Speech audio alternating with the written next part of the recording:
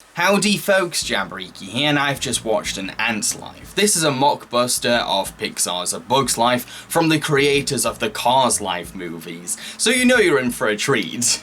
Despite the title, this film isn't just about ants.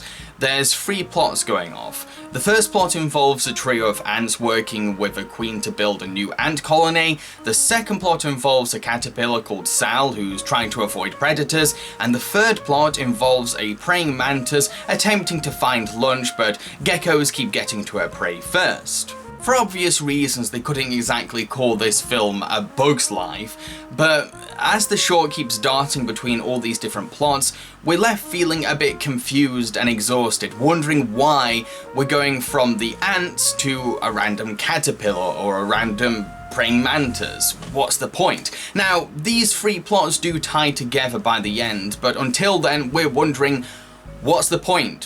Why do we keep cutting to this praying mantis and this caterpillar?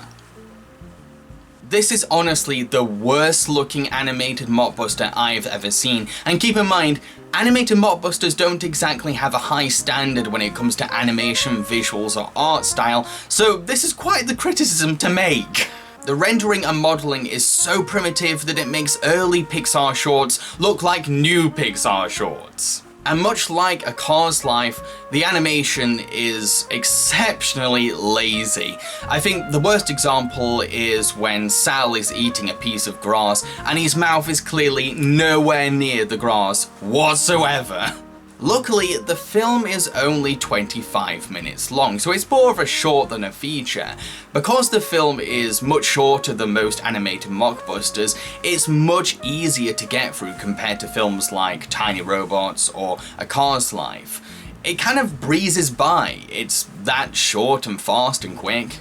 While the short does have a lot of scenes involving characters talking, for the most part, there's quite a lot of action as we're seeing prey running away from predator, and predator chasing prey, and prey trying to survive, stuff like that. There is stuff going on compared to other animated mockbusters. It's not just characters talking about what's going on outside. However, the short is quite similar to the first two Cars Life films. Why? Well, you know how I said that the film centers on a trio of ants making an anthill for a queen? Well, when we first meet the queen, she's an obvious villain. We know right away that she's up to no good. She's not exactly discreet about her evil. Okay, don't worry, we'll get big seeds. Seeds, of course. Well, just find the meatiest, the fleshiest. So when it's revealed that she's actually a parasite who's tricking these ants into building a parasite army, we're not shocked. In the first two Cars films, the little car Sparky is manipulated by an obvious villain called Diesel. And here's the thing. Jean Richards, who voiced Diesel, also voices the Queen in An Ant's Life. She's playing an obvious villainess again. Do you really think that people who've seen A Cars Life 1 and 2 would be tricked again, especially when you cast the exact same actress? I think my biggest problem with An Ant's Life, though, is definitely the way it sounds. No matter what is happening, there is a noise attached to every single thing. The ants, when they move, it's like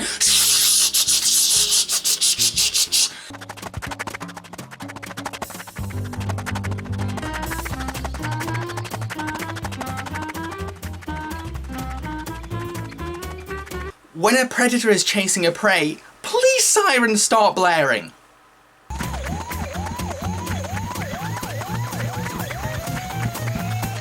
To add to these grating sound effects is a really bland jazz soundtrack. It's just jazz all the way through.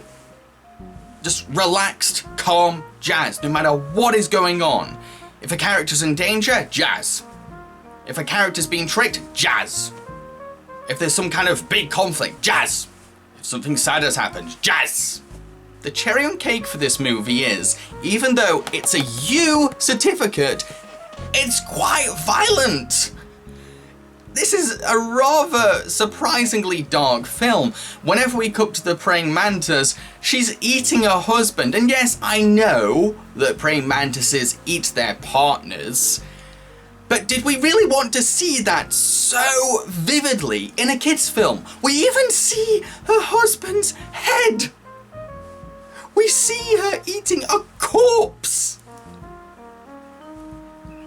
Children are going to cry when they see shit like that. That is going to mess them up. It freaked me out. I was taken back. And then there's a scene where the praying mantis cuts off the gecko's tails. I'm surprised that there wasn't blood splattering everywhere. To conclude, An Ant's Life is a really rubbish movie. Everything is dreadful, every single aspect fails, and it's surprisingly messed up for a kid's film. But it's easy to get through compared to other animated mockbusters like the Cars Life films and Tiny Robots, mainly thanks to the short running time and the fact that there is actually stuff going on in the short.